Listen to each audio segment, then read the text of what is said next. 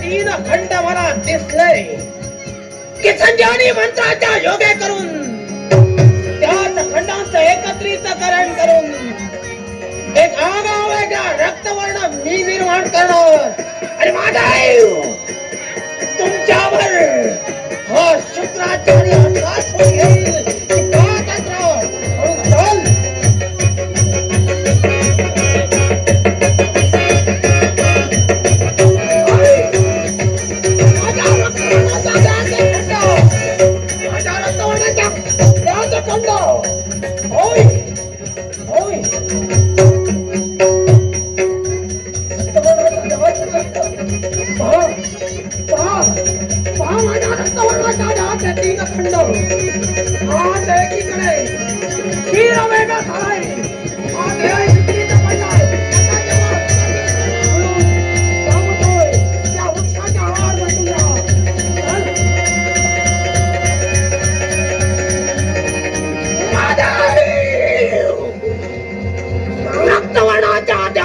घेईल की तुम्ही केले पण या शुक्राचार्याचं सामर्थ्य पहा संजीवनी मंत्राच्या योगे करून आज मी रक्तवर्णाला पुनर्जीवित करणार ओम नमः शिवाय ओम नमः शिवाय ओम नमः शिवाय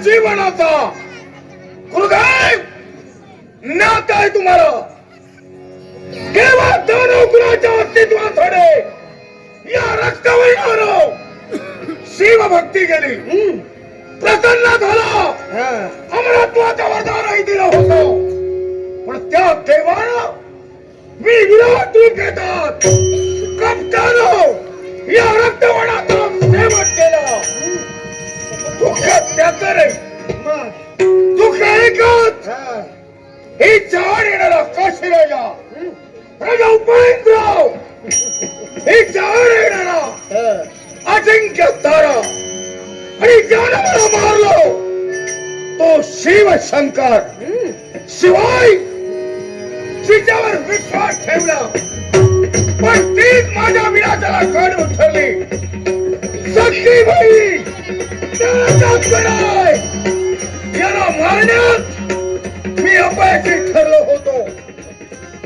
शिवाला मारलो, तुम्ही का जिवंत केलात? एका कारणासाठी ज्यानं तुला फसविलं, ज्यानं तुझ्यावर सोडू घेण्याचा प्रयत्न केला आणि त्या शिवशंकरानं तुझा घात केला, या साऱ्यांचा प्रतिशोध मला घ्यायचा आहे. मरेल महाराजा उपेंद्र, मरेल, नष्ट व्हायला हवा अजिंक्य तारा, नष्ट होईल, शिवाचा दैवित लोक पावायला होईल. आणि चांडाळी माझी सख्खी बहीण ती तेजस्वी हिचा सेवा व्हायला हवा. हे सारं होईल. हे कसं? आणि त्याच्यासाठी मी तुला पुनर्जीवित केलंय आणि म्हणून हे करण्यासाठी रक्तवर्ण पाव काय नुसता मी तुला पुनर्जीवित केलं नाही, मधुरा काय करणार? असीम शक्तीचा धनी मी तुला करणार.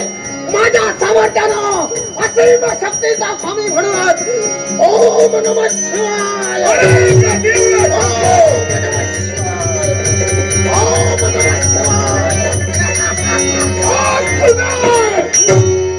तुम्ही अनेक शक्ती मला दिलात, शक्तीच्या योग्य करून मी जे हवं ते करे, पण भूताला वंशत दैवतांच्या कपटाला जर बळी पडलो तुम्हाला यावं लागेल. चिंता करू नकोस, चिंता करू नकोस.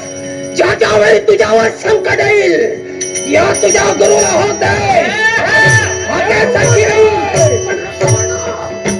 एक लक्षात ठेव, काय म्हणून असीम शक्तीचा स्वामी मी तुला केलाय जरूर या जगतावर सोडू घेण्यासाठी, आणि तो उगवण्यासाठी तू हे कर. ज्या शक्ती मी तुला दिलाय त्या शक्तीच्या याग्या करून एखादी महाशक्ती तोही निर्माण करू शकतो. देवात रक्ताचा आणि तिचा सामर्थ्यापर्यंत दानवाचाही आणि देवतांचा विनाश हेच माझा प्रयत्न असतील. मग त्याच शक्तीचं सहाय्य घेऊन हे सूर्या पृथ्वीला जगावर असं मला आशीर्वाद. त्यावर सोडू लावू. ओम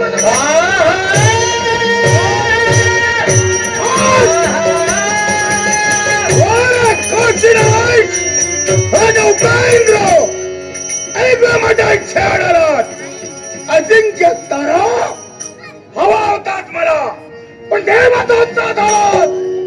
आणि चांडाने तुझ्यावर विश्वास ठेवला, तू अजिंक्य ताऱ्याची बायको झाली, तुमचा सेवक करण्यासाठी एक विराट शक्ती निर्माण करतोय. जय गुरुदेव, जय गुरुदेव.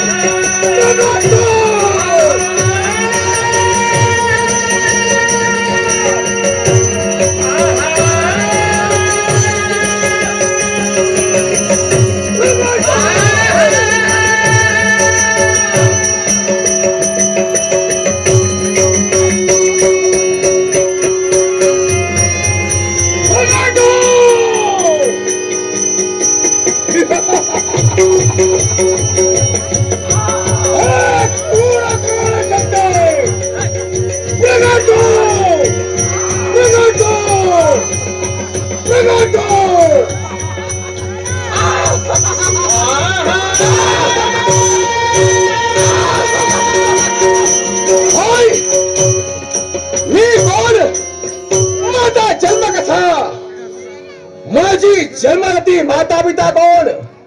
मला जन्म कोणी दिला? पण नाही, या प्रश्नाचं उत्तर इथं मिळणार नाही. पण मला यावेळी भोग लागले, उगाचा शांत मन हवा नाही. यासाठी इथं होय होय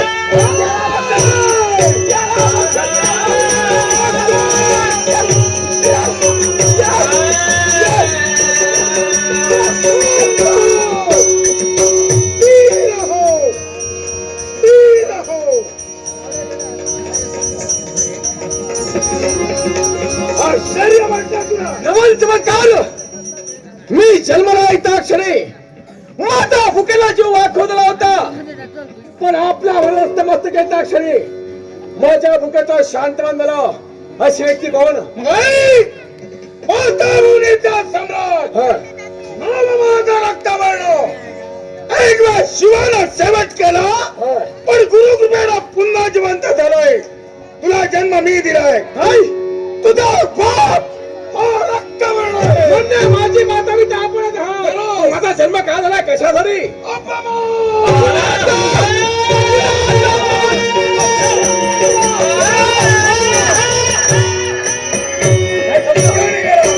ज्याला अपमान केला त्याला ठार मारण्यासाठी अपमानात कुणी गेला तुला नेमका कुठे जायचंय ज्ञात आहे नाही स्वर्ग मृत्यू बाधा तीनच आलो देव दानो मानव असते स्थान मग ऐक बोला की काशी देखील राजा राजा उपेंद्र राजकथा उपेंद्र यानं केलाय अपमान ठीक आहे देवाच्या सवासात संप्रजात अवस्थित तो अजिंक्य तारा याने अपमान केलाय याने अपमान केलाय विश्वात संवारक देव शिवशंकर यानं माझा वध केला होता तुझा आपला आवाज केलाय त्यांचा निर्णय नंतर पण जिना रक्ताची ओळख विसरून कुणाचं रक्षण न करता चांडाळीनं माझ्या वधाला काढी उठवली असं म्हणी ती माझी सख्खी बाई त्याच्याच बरं मग आपल्या भगिनीचा आपला वध केला अजिंक्य ताराची लग्न केलंय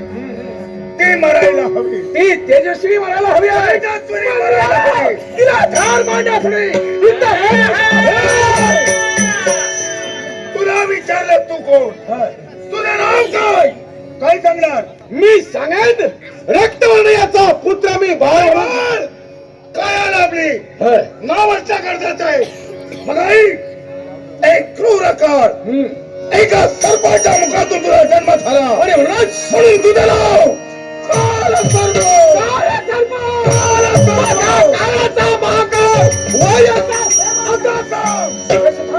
वैरावर मात कशी करणार त्याच्या निर्णयाला लावून त्याला ठार मारणार गैरसमज म्हणजे तुझी आता नाता तुटला तरी माझी बहीण एक दानव कन्या स्त्री म्हणून कमी लेखू नको आणि म्हणून आत्मरक्षण आणि वैराचा पाणीपत होय करण्यासाठी शस्त्राची गरज आहे